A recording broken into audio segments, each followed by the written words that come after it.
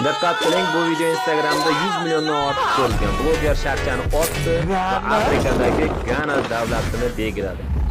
Gana bu nisbatan qashshoq bo'lgan davlatlar qatoriga kiradi. U yerda u ijtimoiy loyiha maktab qurishga kirishdi. Maktab qurish jarayonida u o'sha yerdagi ko'p aholi, ya'ni yosh bolalarni ham jalb qildi.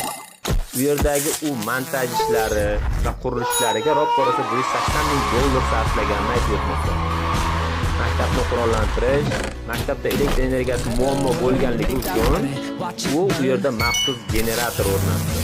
Adashmasam, uni bolalar o'ynab o'zi elektr energiyasi ishlab chiqaradi. Aytganim to'g'ri ekan. Maktab u darajada katta va chiroyli emas, lekin Afrika uchun bu fantastik natija. Shu sababi O'zbekistonda $180,000 ga hatto boshlang'ich maktabni ham ko'p bo'ladi. Mana ko'rib turibmiz, hatto mana shu kichkinagina maktabga ham ega bo'lmagan bolalar ham ko'p.